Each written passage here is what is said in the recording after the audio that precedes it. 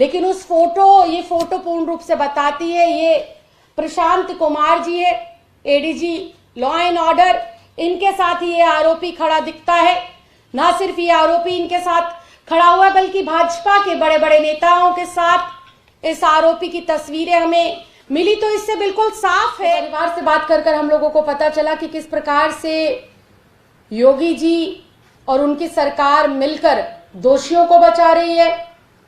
सरकार ना सिर्फ दोषियों को बचाने का काम कर रही है जो इस संगीन अपराध में लिप्त है, बल्कि पूरा का पूरा एक जातिवाद हमें वहां पर देखने को मिला, पूरा ठाकुरवाद देखने को मिला, क्योंकि जो यूपी के मुख्यमंत्री हैं वो खुद इस जाति से आते हैं, ठाकुर जाति से आते हैं, और पूरा का पूरा वहां पर कल हम लोगों ने इस बात को समझा और महसूस करा। परिवार के लोगों ने लगातार हमें बताया कि उन पर 24 घंटे निगरानी रखी जाती है, उन्हें नजरबंद किया हुआ है। लगातार आसपास के गांवों के अंदर ठाकुर समाज के लोगों की पंचायत हो रही है, धमकी दी जा रही है केस वापस लेने के लिए, कुछ भी ना कहने के लिए। और मुझे ये कल समझ नहीं आया बिल्कुल भी कि आसपास के गांवों में और गांव के भीतर ठाकुर समाज के लोग पीड़िता के खिलाफ और पीड़िता के परिवार को डराने धमकाने के लिए पंचायत कर रहे हैं। खुलेआम सोशल मीडिया पर तस्वीरें वायरल हो रही है, किस प्रकार से धमकी दी जा रही है। लेकिन जब एक चुने हुए लोग, चुना हुआ विपक्ष परिवार से मिलने के लिए जाता है, सिस्टम की और प्रशासन की सारी बातों को मानता है, तब उनके ऊपर हमला किया जाता है। यह हमला भी पूरा का पूरा सुनियोजित था। जिस प्रकार से दीपक मिश्रा नाम के आरोपी ने इंक फेंकी, जिस प्रकार से उसने वहां पर नारेबाजी करी, पूरे के पूरे गांव को एक किले में तब्दील किया हुआ है, परिंदा भी पर नहीं मार सकता वहां पर। लेकिन ये आरोपी कैसे घुस जाता है। लेकिन ये फोटो पूर्ण रूप से बताती है ये प्रशांत कुमार जी है, एडीजी लॉ एंड ऑर्डर, इनके साथ ये आरोपी खड़ा दिखता है।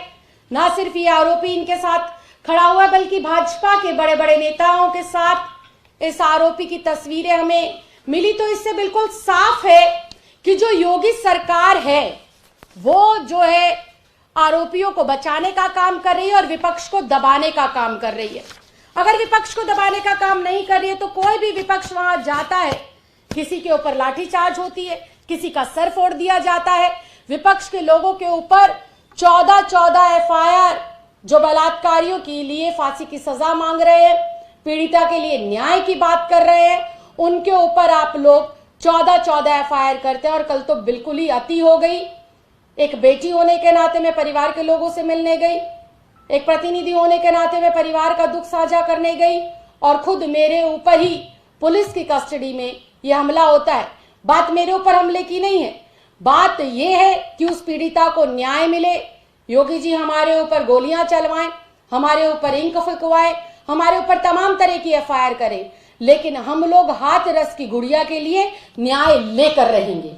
सबसे शर्मिंदगी की बात यह है कि योगी सरकार और प्रशासन कहता है कि पीड़िता के साथ बलात्कार हुआ ही नहीं है। यह विपक्ष झूठ बोल रहा है। अगर विपक्ष झूठ बोल रहा है तो अलीगढ़ का मेडिकल जो कॉलेज है, अलीगढ़ का जो अस्पताल है जिसके अंदर पीड़िता लगभग हफ्ते से 10 दिन तक रही, उसकी पहली प्राथमिक रिपोर्ट में पूर्ण रूप से यह साबित हुआ है कि उस लड़की के साथ बलात्कार हुआ है। ये रिपोर्ट विपक्ष ने नहीं बनाई, ये रिपोर्ट आम आदमी पार्टी ने नहीं बनाई, ये अलीगढ़ यूपी सरकार के अंतर्गत आने वाले अस्पताल के डॉक्टर ने ये रिपोर्ट बनाई है। और ये रिपोर्ट 22 सितंबर की ये रिपोर्ट कहती है कि हाथरस की गुड़िया के साथ गैंगरेप हुआ था।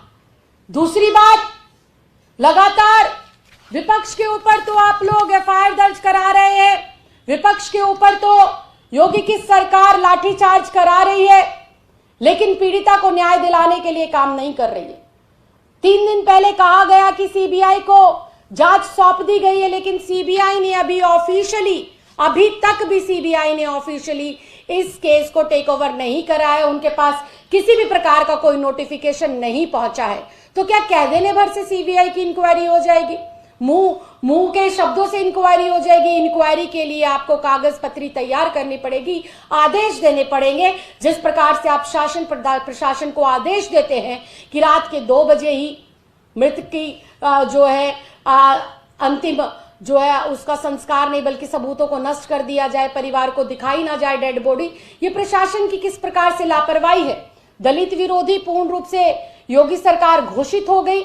इसके प्रत्यक्ष रूप से हम लोगों को प्रमाण आए दिन मिल रहे हैं, क्योंकि जिस गांव के अंदर ये घटना घटी है वहां पर आए दिन ठाकुर समाज के लोग पीड़िता को डराने धमकाने का काम कर रहे हैं। और वही पीड़ित परिवार से जब उनके परिवार से, मां से, बाप से, उनके भाइयों से मेरी बात हुई तो उन्होंने बिल्कुल मुझे ये बताया कि उन्हें अपनी जान की भी खतरा है और उनको जो है इस बात का भी खतरा है कि किस प्रकार से जो हमारी बेटी के साथ हुआ कहीं हमारे साथ वो सब दोहराया ना जाए और हमें कहीं मौत के घाट ना उतारा जाए।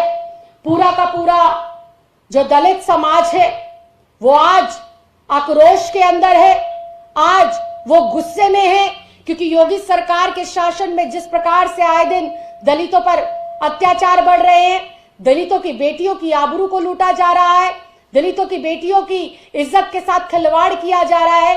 पूरा देश आज इस भाजपा से और इस योगी सरकार से नफरत करता है और पूरे देश का दलित आज आक्रोश के अंदर है। और मैं फिर इस बात को कहना चाहती हूं कि योगी जी सिर्फ छोटे जो है अफसरों पर कार्रवाई करने से काम नहीं चलेंगे। वो अफसर भी आपकी बात मान रहे थे, वो अधिकारी भी आपकी बात मान रहे थे, वो शासन और प्रशासन के लोग मिलकर आपने जो हुक्म दिया उसको निभा रहे थे। और हम लोग लगातार हाथरस की गुड़िया के साथ जो अन्याय हुआ है उस पर एक ही बात कह रहे हैं कि योगी सरकार से, इस ढोंगी बाबा से, अजय कुमार बिष्ट से यूपी की सरकार नहीं संभल रही है, सत्ता नहीं संभल रही है। योगी को तुरंत इस्तीफा देना चाहिए और यूपी के अंदर राष्ट्रपति शासन तुरंत प्रभाव से लगाकर इस बेटी के परिवार को वाई श्रेणी की सुरक्षा मुहैया कराई जाए और इस केस को गैर भाजपा शासित प्रदेश के अंदर ट्रांसफर किया जाए ताकि हाथरस की गुड़िया को न्याय मिल सके और चारों आरोपियों को फांसी की सजा होने के साथ साथ दलित समाज की इस बेटी को न्याय मिल सके। सरकारें लगातार, सरकार में जो बैठे हुए लोग हैं वो परिवार के लोगों को परेशान कर रहे हैं, लगातार जा रहे विपक्ष के ऊपर हाथापाई हो रही है, उनके ऊपर अत्याचार हो रहा है। मैं फिर ये कहना चाहती हूं कि हम लोग सिर्फ और सिर्फ दलित समाज की, हाथरस की इस गुड़िया के लिए न्याय चाहते हैं।